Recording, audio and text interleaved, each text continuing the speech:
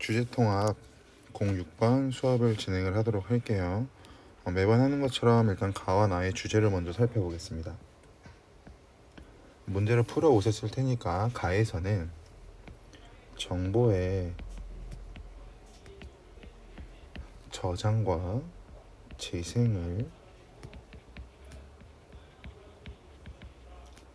설명하는 활성화, 확산, 모형에 대해서 제시하고 있는 게 가글이고요. 나글의 경우에는 아이콘이라고 하는 것의 인지에 영향을 미치는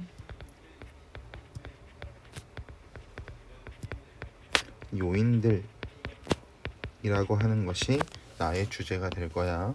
그럼 이 가와 나를 포괄할 수 있는 주제가 존재하겠죠.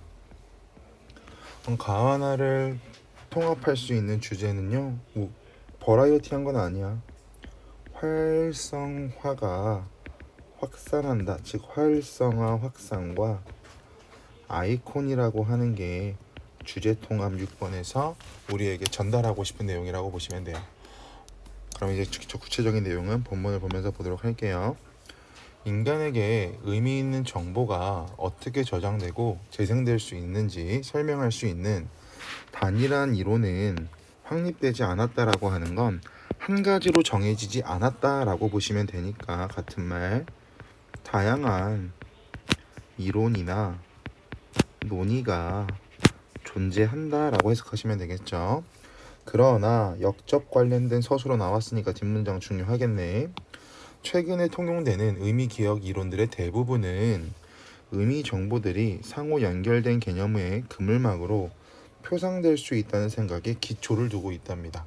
그럼 결국 여기서 말하고자 하는 가장 중요한 내용 포인트는 뭐냐면, 앞에서 봤던 부분에 연결 지어볼게.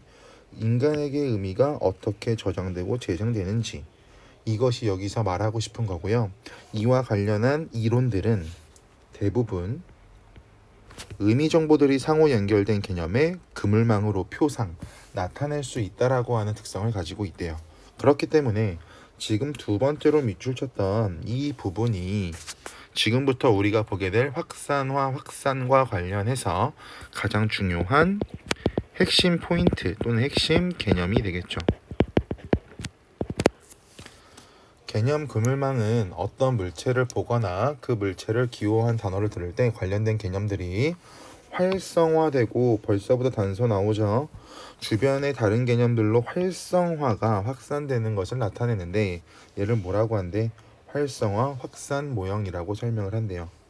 그럼 결국 활성화, 확산 모형이라고 하는 건 아래 나와 있는 그림으로 보셔도 되고요. 아래 나와 있는 그림으로 봐도 되고, 결국 개념과 관련된 개념들이 나온다니까 그냥 개념들이라고 할게요. 개념들이 그물처럼 선을 통해 연결되어 있는 모형을 활성화, 확산 모형이라고 할 거고, 아래 그림 보세요. 하나의 개념을 바탕으로 그물처럼 계속 연결되어 있고요. 하나의 개념이 나왔을 때 그와 관련된 개념들이 계속 나열되고 있으니까 이런 것을 확산화, 확산 모형이라고 한대요. 활성화, 확산 모형은 개념들 간의 관계를 중시하는 간선을 굉장히 중요하게 생각을 한다는데요.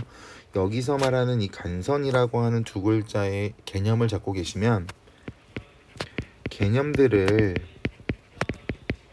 연결한 선을 간선이라고 설명해요. 여기 줄 같은 것들 있죠? 그림 보시면 이런 것들 됐죠? 근데 여기서 보시면 길이가 달라요. 길이가 왜 다르냐면, 길이에 따라서 각 개념 간 연결될 수 있는 강도를 표현하기 때문에 길이를 다르게 한다. 됐죠? 실제로 뇌의 신경세포 다발은 서로 연결되어 있어.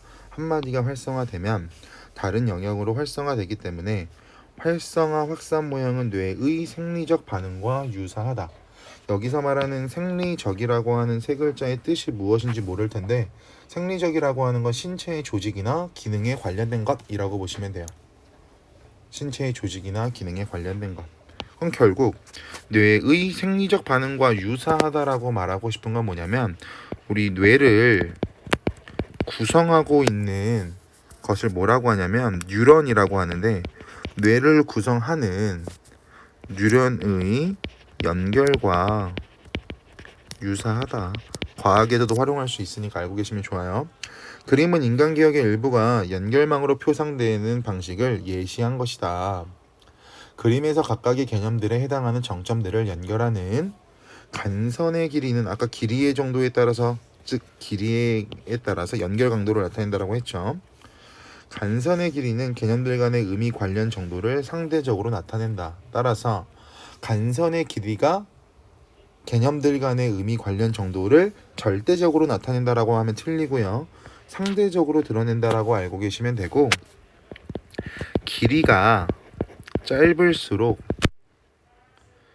관련 정도라고 표현할게요. 관련 정도라고 나오니까 관련 정도가 강하다라고 보시면 돼요. 길이와 관련 정도는 반비례한다. 가령 예를 들어 버스가 소방차보다 더 전형적인 운송도구라는 사실을 나타내기 위해서 소방차와 운송도구를 잇는 간선보다 버스와 운송도구를 잇는 간선을 짧게 그려놓았다. 앞에 나왔던 내용 한 번 더 부연 설명. 활성화 확산 모형은 어떤 개념이 처리될 때 그 개념의 활성화 상태가 연결망의 간선을 따라 퍼져나간다고 가정한대요. 여기서 나오는 가정이라고 하는 거 또 아래 나오니까 구분해야지. 그리고 그 확산은 퍼져나감에 따라 점점 약해진다고 또 한 번 가정한대. 어떠한 이론이나 상황이 나왔을 때 가정하고 있는 사항들에 대해서 정확히 알고 계셔야 돼요. 어떤 상황에서라도 무조건 적용되는 것은 아니니까. 그림과 같은 예를 들 경우 소방차라는 단어가 제시되면, 소방차 보세요. 소방차가 지금 가운데 여기 있죠. 소방차라는 단어가 제시되면 소방차와 관계가 밀접한 빨강이나 불 같은 경우에는, 빨강이라는 글자와 불이라는 글자 찾았죠. 강하게 활성화되지만 상대적으로 소방차와 관계가 가깝지 않은 석양은 어디냐면 여기 있어요. 굉장히 길이가 길게 되어 있죠. 장미와 같은 개념은, 장미 여기 있죠. 상대적으로 길이가 길게 편성됩니다. 약하게 활성된다. 이건 당연한 이야기가 될 거야. 이 가정에 따르면 어떤 개념을 전형적으로 나타내는 구성 요소는 그렇지 않은 구성 요소보다 상위 범주나 하위 범주를 활성화시키는 속도도 빠르고 활성화시키는 정도도 강할 것이다. 즉 여기서 우리가 정리하고 들어가야 되는 건 뭐냐면, 활성화의 속도와 강도라고 하는 것은 전형적으로 구성하고 있는 전형적 구성 요소가 비전형적 구성 요소보다 더 크다라고 보시면 되겠죠. 그리고 첫 번째로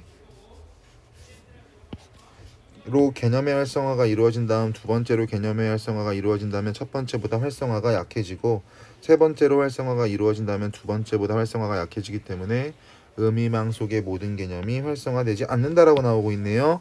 방금 밑줄 친 부분을 정리해보면 무슨 말이냐면, 활성화가 되고요. 활성화, 확산의 강도가 일정하지 않고 변한다가 되는데, 1차 확산이 가장 크고 그 다음 2차 확산이 크고 그 다음 3차 확산이 커진다 라고 보시면 돼요. 또 어떤 자극이 주어졌을 때 기억되어 있는 모든 정보들에서 활성화가 일어나는 것이 아니라 평상시 기억 속에서 가깝게 연결되어 있는 정보들 사이에서만 자동으로 활성화, 의도하지 않아도 자동으로 활성화된다. 이때 자동으로 일어난다는 것은 의식적인 통제나 주의 집중을 하지 않아도 일어나는 것이며, 이를 자동 처리라고 한다. 그럼 여기서는 자동 처리라고 하는 단어의 개념을 설명하고 있는데, 갑자기 자동 처리에 대한 개념을 설명하는 이유는 뭐냐면, 평상시 기억 속에 가깝게 위치되어 있는 것들에 대해서만 자동적으로 일어난다라고 하니까 활성화, 확산과 자동 처리에 대해서 설명하고 있다라고 보시면 되겠죠. 활성화 확산 모형은 어떤 거를 통해 뒷받침될 수 있다? 의미, 점화, 효과를 통해 뒷받침될 수 있대요. 그럼 의미, 점화, 효과를 알고 계셔야 되겠죠. 왜? 활성화 확산 모형을 뒷받침하는 근거가 되니까. 의미, 점화, 효과라고 하는 것은 개념이 나오겠네.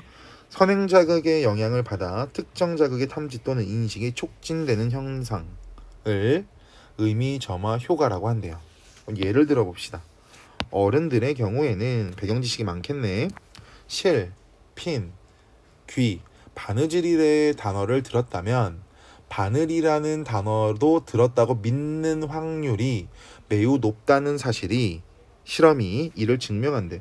그럼 방금 봤던 부분이 무엇을 말하고 싶은 거냐면 얘들아, 실이라고 하는 단어나 핀이라고 하는 단어나 귀라고 하는 단어나 바느질이라고 하는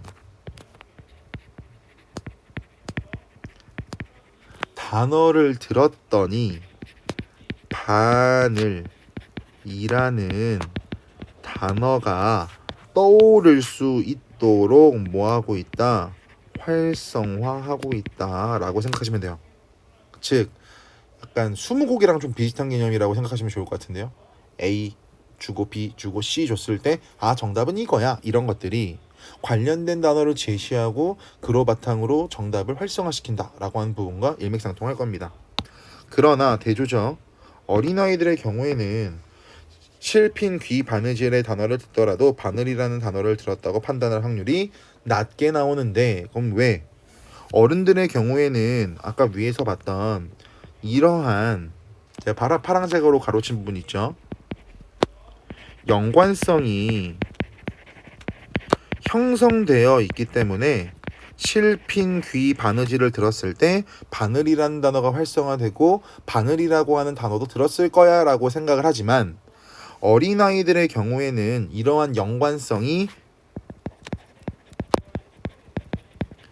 형성되어 있지 않기 때문에 당연히 떠오르지 못할 거라고요. 결국 연관성이 중요하겠네. 이는 실핀, 귀, 바느질이라는 단어와 바늘의 연관성 형성에 대놓고 나오죠.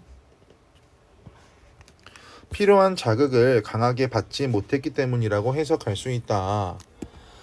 이것은 그의 말이 빨랐다의 말의 의미를 활성화하는 데도 적용할 수 있다. 여기서 말하는 이 말이라고 하는 건 우리 동의어라고 볼 수 있을 거야. 소리는 같지만 의미가 다른 단어. 그럼 그의 말이 빨랐다라고 했을 때 이 말이라고 하는 것이 굉장히 다양한 개념을 가지고 있을 텐데, 말이 가지고 있는 다양한 개념 중에 어떤 것이 활성화를 시켜야 될 것인가, 또는 어떤 것이 활성화될 것인가 라고 하는 문제에도 적용할 수 있대요. 가령 경마장에 갔다, TV 토론을 보았다, 팀을 나누어 윷놀이를 했다라는 자극 중에 어떤 자극이 선행되어 있느냐에 따라서 다르게 활성화될 거래. 그럼 어른들한테는 뭐 경마장이나 니은이 주로 활성화될 거고, 어린아이들한테는요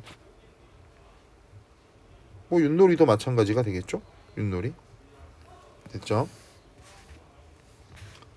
어린아이들은 윷놀이를 더 쉽게 접근할 테니까. 그 다음 가겠습니다. 아이콘은 보라색으로 할게요. 아이콘이라고 하는 것은 우리가 알고 있는 거야. 이모티콘이랑 좀 흡사해요. 물체의 속성을 친근한 이미지나 문자로 표현해서 상징적 정보를 사용자에게 전달해서 직관적인 컴퓨터 조작이 가능하게 만드는 것을 아이콘이라고 한답니다. 그럼 지금 방금 밑줄 쳤던 부분은 아이콘이 가지고 있는 아이콘의 기능적 측면이 되겠죠. 아이콘의 기능. 아이콘을 사용하면 1번 사용자가 원하는 작업을 탐색하는 속도를 높일 수 있으며, 그 다음에 2번 문자 해독 능력의 영향을 비교적 덜 받는다. 아이콘은 3번 기억하기가 쉽다. 그리고 기능을 빠르게 인지할 수 있어서 5번 컴퓨터 사용을 보다 편리하게 한다. 1, 2, 3, 4, 5 아이콘이 가지고 있는 장점이 되겠네요. 아이콘의 디자인은 그래픽만으로 표현되기도 하지만 문자만으로 표현되기도 한다. 그러면 그래픽만으로도 이모티콘 가능, 아이콘의 디자인 가능, 문자만으로도 아이콘의 디자인이 가능. 됐죠? 그럼 첫 번째 갈게요. 그래픽만으로 표현된 아이콘은 구분하는 거야. 1번 인식 속도가 빠르다라고 하는 장점이 있지만 단점, 의미를 명확히 파악하기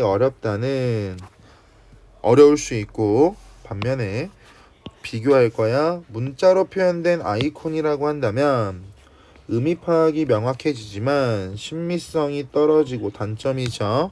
문자를 읽지 못하는 사람들은 파악하기가 어려울 수 있다. 이게 그래픽만으로 표현된 아이콘과 문자만으로 표현된 아이콘을 비교, 대조하는 부분이 되겠죠.